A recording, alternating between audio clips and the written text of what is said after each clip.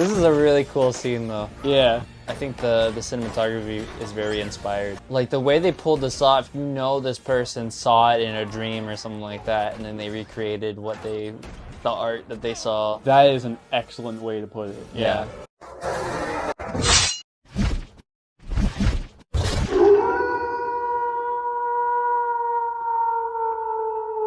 What's howling, everybody? I'm Batwolf, and welcome to an episode of Commentary Carnage, where we talk over your favorite movies, make you laugh, and hopefully learn some things along the way. Today, I'm joined with my guest, James, and what are we going to be watching today? We're going to be watching 2022's The Batman, and I'm very excited to see because I've never seen it before. I've heard really good things. Very, very happy with the work that Matt Reeves did in this movie, but let's stop talking about it, get into it.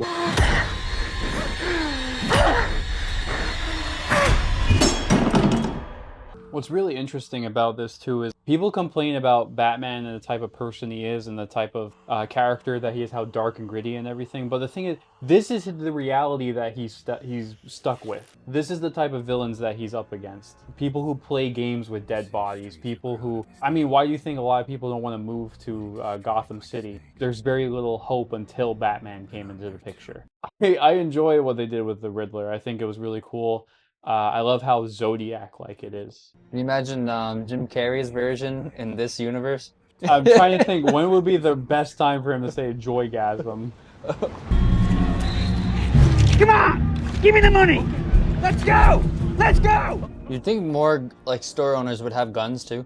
Oh, here? Yeah. Yeah. There's no fucking way that Batman had to show up before guns had to show up. You know what I mean? Like, I kind of like to think of it, though, as, like, what Gordon said at the end of Batman Begins, where he's like, we start wearing Kevlar, they start using guns that go through that shit, you know? It's just how, like, Gotham always seems to find a way to get worse. That's true. It was in the auditioning process when they were getting him ready for this role, by him I mean Robert Pattinson. They were getting him ready to play Batman and to get put in the suit. And as they were watching him put the makeup on his eyes, they just saw his personality shift. And they're like, that's in the movie. We have to put that in the movie. The hell are you supposed to be? Don't ask him that. He'll tell you. He'll tell you. He'll let you know. I'm vengeance. No. That's not his name. In this movie, they kind of call him Vengeance a lot. So it kind of makes you think, do people genuinely think that's his name? Or, like, does anyone... I don't remember if anyone actually calls him Batman in this movie. I don't know the guy's name. I thought his name was your worst nightmare. He said his name was Millicent Bystanders. Does he have time to aura farm his way through the crime scene? Batman always has time to aura farm. Like, he's got a whole city to watch over. He's vengeance, don't you know that? I can't even...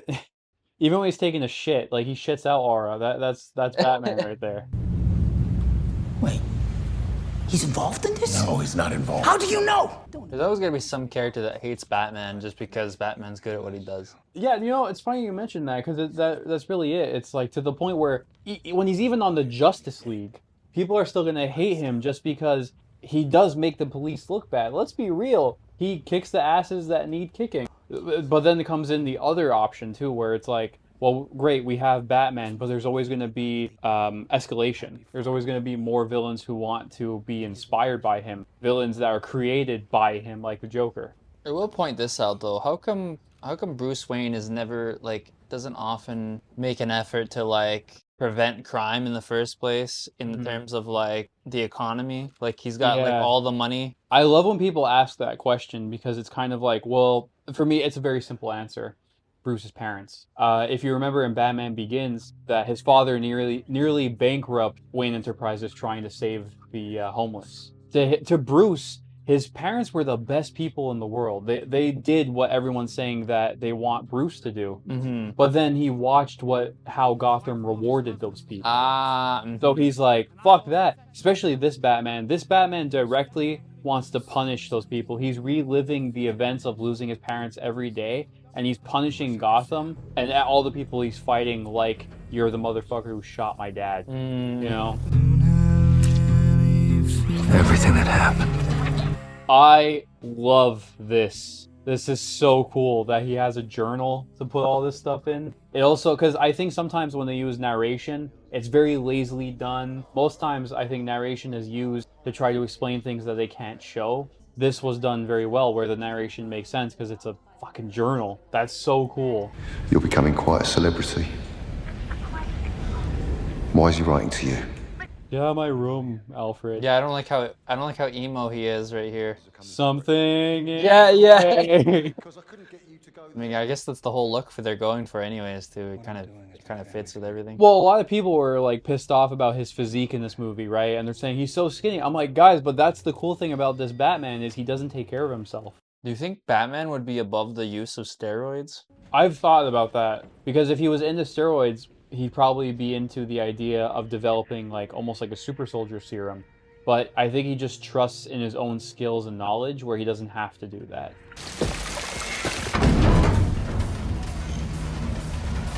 No way. I'm surprised he didn't sneak in. I think it's kind of that approach, like, I don't give a fuck where you're hiding. It's like, I think he wants them to know I could walk into your club, beat people up, and, like, it doesn't matter. I adore these sets. Oh my god, the attention to detail, how well put together they are, they look great. The lighting is what does it for me. Mm-hmm. I think the sets, this really gets that kind of comic book lighting. It's kind of like a very, Yeah. it's gritty, but not dramatically, not like melodramatically like Christopher Nolan's grittiness is, you know? This feels like a lot crisper, a lot more elegant. Funny you mentioned the lighting. Yeah, Greg Fraser was the director of photography for this movie, and he also is a longtime friend of Matt Reeves, where they worked on other films together too. And he said that the best part of working, or the most important part of working with Batman, is the lighting. How sometimes they were experimenting with different light sources and saying like, oh, this one doesn't work for the emotional scene or whatever they're trying to do. But depending on what light that they're using, they're trying to enhance particularly his eyes, because in some scenes you barely see his eyes. So that's like him being the nightmare. It's him being the Batman that you're supposed to be afraid of. And then there's the more emotional scenes where we get to see his eyes and the connections that he has, the sadness of how he feels about Gotham. Bruce Wayne? I will say I do think he looks like Bruce Wayne. Especially that jawline. I think it all works, yeah. It all looks like it.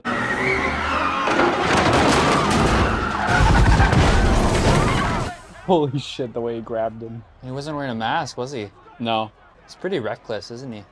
Yeah, he's like getting off on it. It's awesome. You think it's awesome? I think it's awesome that he's enjoying his crime. I find it so cool where it's like, when you watch these movies back, you could actually see him before he gets to that point. You see the Riddler walking around, and you're like, oh shit, that motherfucker was there the whole time. We're live. They're here to watch our little trial. In the comments, there's some rando who's just like, pro-life. They're arguing about just other things in the comments. There's like the million hearts going off. Riddler's looking back at the stream. He's like, "Wow, we did really well," and it got racist really quickly. That's 10 grand, 10 G's a month. I get a monthly payment just not to prosecute certain cases. What cases? He didn't ask me that. Come on. oh, this is on national television too, and the DA just confirmed all that shit. Ooh, it's so good.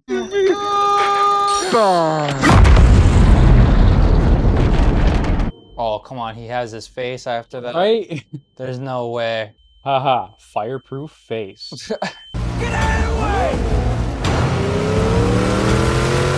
What's the car? What is it? It's like a real car, right? Muscle car, yeah. I love that. Somebody put that thing together. That's so cool. I really love special effects and in the sense of like doing the CGI and everything. I appreciate and love how much time and attention it takes, but there's just something that feels so awesome about practical effects. The fact that an Iron Man suit, a Batmobile, is real, it's like, ooh, that's so cool. I really do wonder how much property damage Batman has caused over the years. I think it would be more money if we're talking about someone like Superman or Wonder Woman. Oh, for sure. But Yeah. but it's a lot more interesting when you think about Batman, because Batman's causing a lot of the damage Batman can cause is a lot of the damage a normal person could cause. In a situation where Batman's like the whole city's on lockdown and being blown up and shit, like the Joker's costed them billions probably in Compared to property damage. Batman, yeah. But Batman also deals with enemies with stealth and precision, so there's not a lot of room for things to be destroyed. There's not a lot of collateral. Yeah, I will say, out of all of the Gothams and all the movies we've seen, this is the #1 spot for me. This Gotham feels like a character in this movie. When we talk about the corruption of Gotham, I truly feel it in this movie.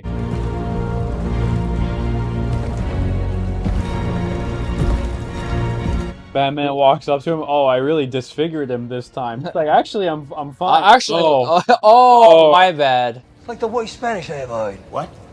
It's la rata. Oh my god. What a fucking bogus answer. He didn't even stop. It was so important to him. He didn't even stop. Like, he walked slowly to Riddler's car, to Penguin's car. Right. And there's like a whole like truck that exploded behind. There's probably people dead. Fucking just walking That's towards. a fair point. Well, just walking towards the car. I got you. Don't mind that all the people behind me just died in that car accident. Right.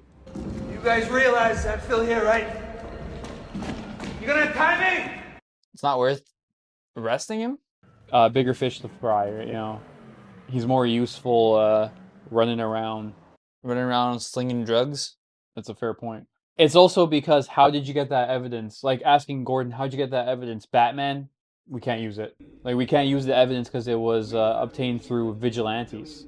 So, the Batman 2 has been pushed to, like, 2027. 2027 seems like a good time. Because the movie was supposed to come out sooner. Like, they pushed the movie back not by a few months, 2 years. I'm the kind of guy where I'll say, all right, you want me to wait for this movie? I'll wait for this movie. I want you to make this, like, the best movie you can. Because we all know, like, if you give directors, you give these creators time, they'll make something awesome. But if I give you that time and it's not one of the best fucking Batman movies I've ever seen, then I'm like, all right, you have no excuse. They have no excuse for the movie to be bad. And I always wondered that, are they two like split personalities? I mean, often the people's take on it is that Batman is his like real identity, right? But I always wondered if it was like more complicated than that, like if he was just actually two different people. I don't think he has split personality disorder like Two-Face. I think that's a real clear way of looking at it. To say, like, yeah, he definitely doesn't have that. I think it's more so there's Batman, the almost theatrical being that he is, right? The symbol of justice and vengeance. And then there's Bruce Wayne, the billionaire playboy. But then there's the survivor. There's the person with that survivor's guilt of being the one who wasn't shot in that alley. That man who dedicated his life to becoming that symbol. That is the person in between. That's who I believe Bruce Wayne really is.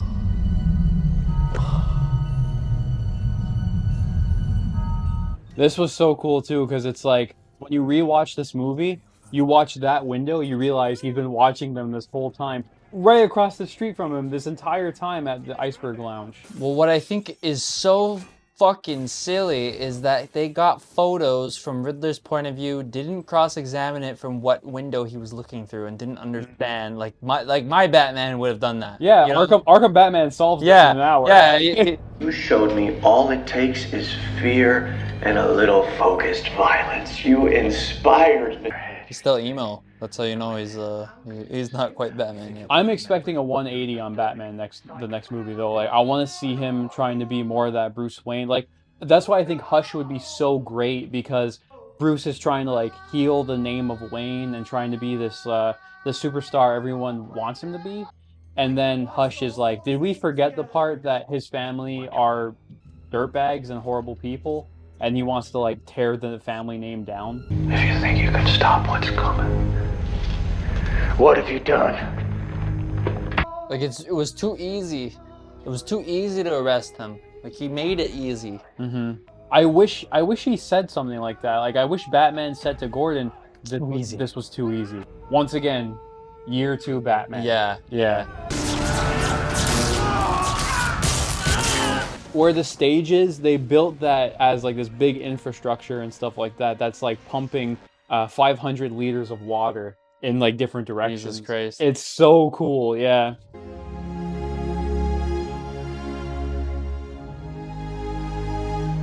Now I'm glad what they're doing here, where they're actually showing like the humanitarian side to Batman. He's literally becoming the beacon that he's supposed to be. He literally was just told this guy is vengeance. So the inspiration that he's realizing he became, he created, of course not directly, but he indirectly created the Riddler and all of these men. So that ideology has to change. Thank you so much for watching an episode of Commentary Carnage. If you enjoyed what you saw, please subscribe and check out the other episodes that we have going on. And with that said, this is Batwolf, howling out.